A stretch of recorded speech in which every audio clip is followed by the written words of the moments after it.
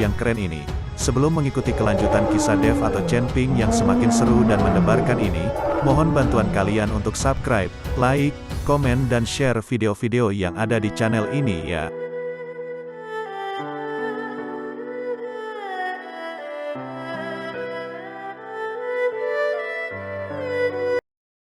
Perintah Kaisar Naga bab 3068, 3069 dan 3070.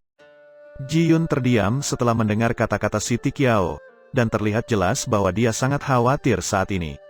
Tapi Dev berkata dengan tatapan bingung, sekte macam apa itu gerbang penusuk awan ini? Dan apa lautan tinta itu? Bagaimana bisa ada harta karun? Melihat tatapan bingung Dev, Yi He menjelaskan, gerbang penusuk awan ini adalah sekte di benua wilayah timur, dan sekte ini juga bisnis utamanya adalah transportasi pesawat. Adapun laut tinta, itu adalah sebuah laut. Karena air lautnya hitam seperti tinta, disebut laut tinta. Namun, laut tinta ini sangat aneh. Semua pesawat yang terbang di atas laut tinta akan jatuh tanpa sebab. Bahkan jika itu adalah monster terbang pun tidak bisa terbang di atasnya. Ada desas-desus bahwa tanah lautan tinta adalah medan perang kuno. Selama perang antara dewa dan iblis, pertempuran sengit terjadi berulang kali, dan lautan tinta ini terbentuk dengan darah dan jiwa para kultivator yang mati di pertempuran tersebut. Dan ini sangat aneh, jadi wilayah di atas lautan tinta ini telah menjadi zona larangan terbang, dan tidak ada pesawat yang diizinkan terbang di atas lautan tinta. Bahkan mencoba menyeberangi lautan tinta pun sangat sulit. Mendengarkan penjelasan Yi He, Dev menjadi semakin bingung, dan bertanya dengan bingung, benua wilayah timur. Tempat apa ini? Tuan Dev, benua timur hanyalah sebuah benua di sebelah timur alam surgawi.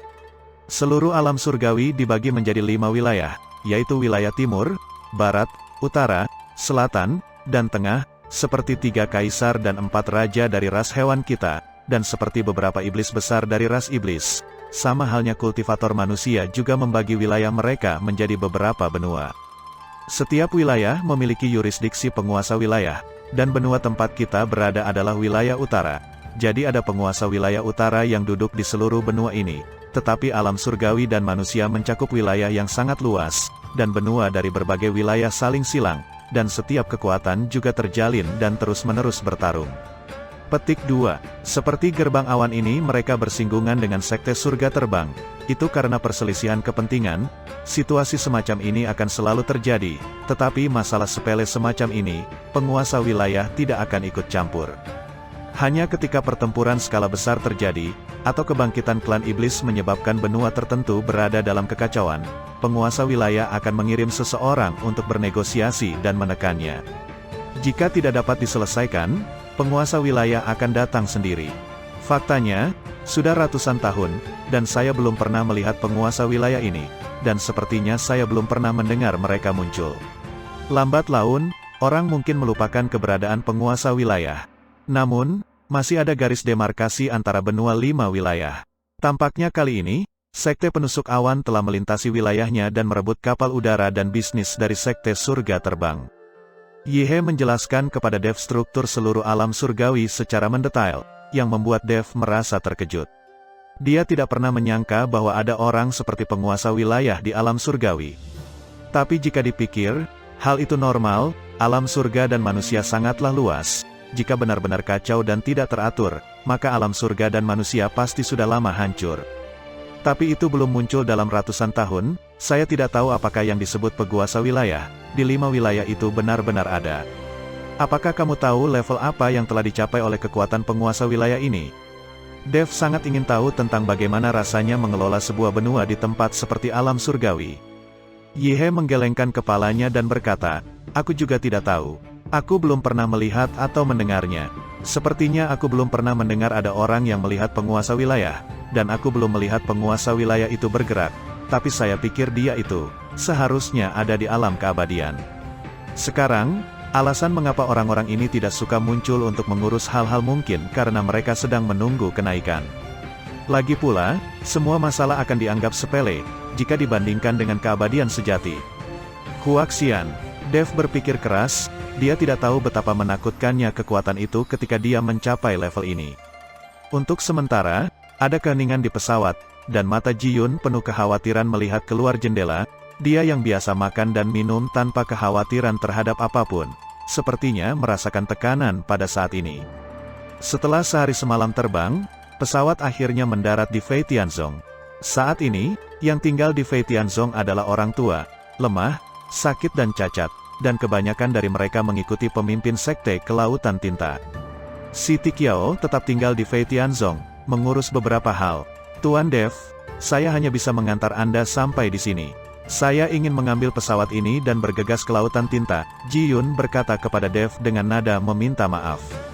Apakah kamu perlu bantuan saya? Dev bertanya pada Ji Yun. Bagaimanapun, Fei Tianzong adalah sekte komersial, dan muridnya tidak terlalu kuat. Jadi jika ada konflik, Fei Tianzong tidak memiliki keuntungan.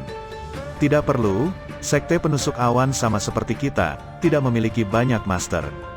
Selain itu, sekte penusuk awan melintasi perbatasan untuk memprovokasi, jadi seharusnya tidak membawa banyak orang. Ji Yun menggelengkan kepalanya dan menolak bantuan Dev. Dia tahu bahwa Dev masih memiliki banyak hal untuk ditangani, dan perselisihan dengan sekte penusuk awak tidak seserius yang dibayangkan. Sebagai sekte bisnis, yang mereka pedulikan hanyalah keuntungan, dan mereka tidak terlalu bekerja keras untuk membangun kekuatan. Baiklah kalau begitu, jaga dirimu dan beritahu aku jika kamu butuh sesuatu.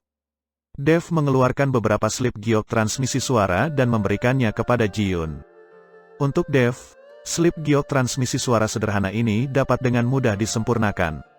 Meskipun Dev juga ingin pergi ke Lautan Tinta untuk melihat seperti apa dan harta apa yang ada di sana, tetapi saat ini dia memiliki hal yang lebih penting untuk dilakukan.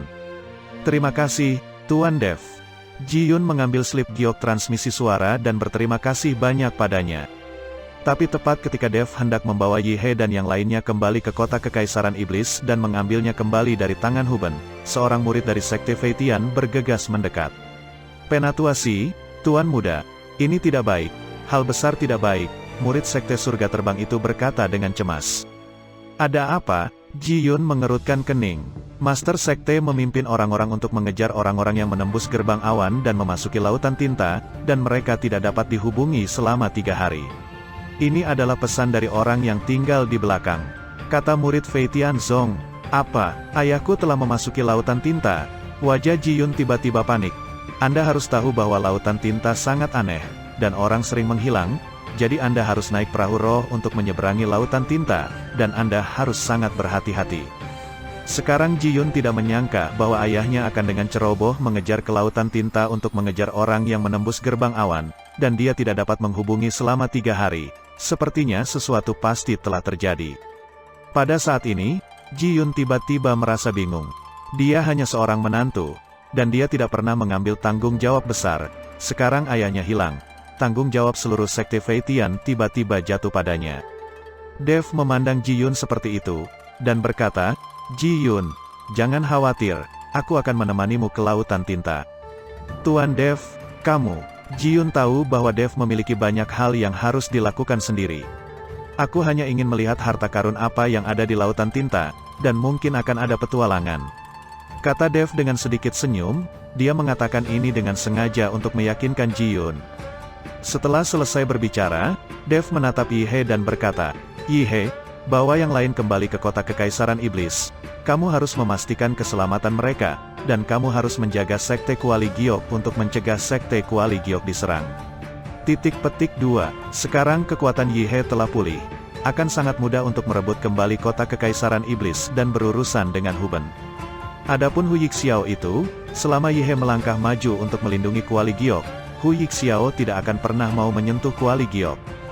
Jadi sama saja apakah Dev kembali atau tidak, hanya saja busur Raja Dewa tidak dapat diambil kembali dalam waktu dekat. Tuan Dev, Lautan Tinta ini sangat aneh dan tidak dapat diprediksi. Jika Anda pergi, berhati-hatilah. Yi He mendesak Dev. Aku tahu, kamu juga harus berhati-hati juga terhadap Raja Li itu, dan mencegah kota Raja Mingli menyerang kota kekaisaranmu. Dev berkata. Yi He mengangguk, lalu bersiap untuk pergi dengan beberapa gadis. Dev, aku ingin bersamamu. Saat ini, Gao Qilan berkata dengan suara rendah. Dia datang jauh-jauh dari ujung utara hanya untuk mengikuti Dev. Sekarang setelah Dev meninggalkannya, dia merasa bosan. Nona Gao, Lautan Tinta itu sangat berbahaya. dan saya tidak tahu tempat itu dengan baik, mungkin kamu akan ada dalam bahaya jika mengikuti saya.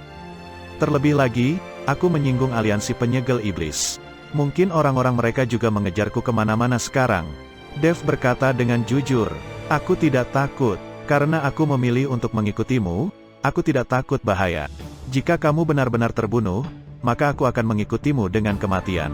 Mata Gao Qilan penuh ketegasan, mengungkapkan cintanya pada Dev. Menatap mata Gao Qilan, Dev tidak tahu harus berbuat apa untuk sementara waktu. Lagi pula, Liu Ruyan, Helena, dan Juliet semuanya ada di sana, dan mereka pasti ingin mengikutinya jika permintaan Gao Qilan disetujui. Bagaimana dengan yang lain?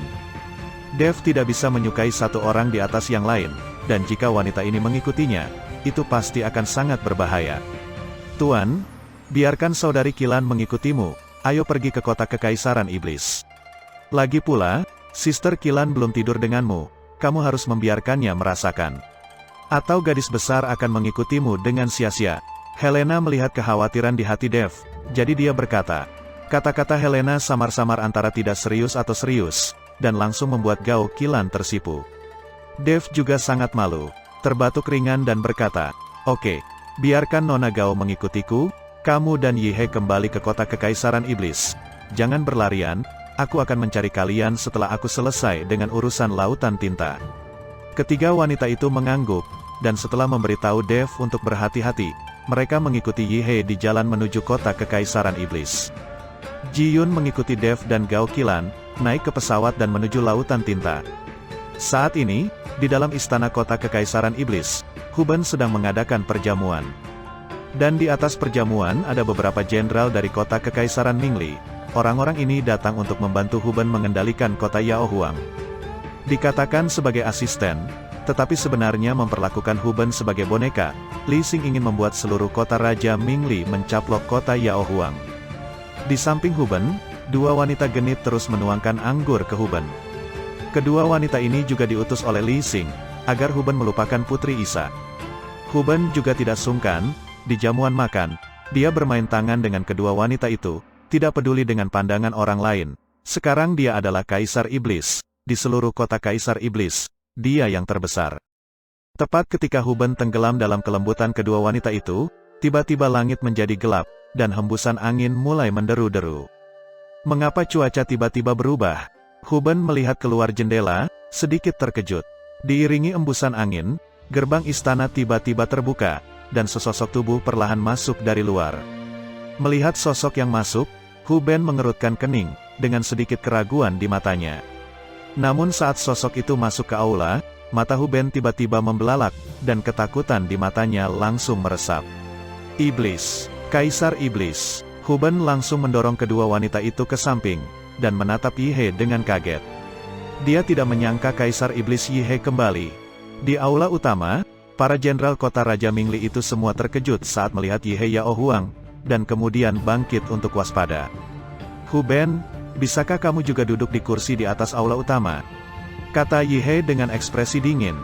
Hu Ben gemetar, dan buru-buru turun dari kursi. Jenderal Hu Ben, Raja Iblis Yihe ini telah diracuni oleh kota Raja Mingli kita, dan telah kehilangan semua keahliannya. Apa yang kamu takutkan dari dia? Saat ini, seorang jenderal kota Raja Mingli berkata,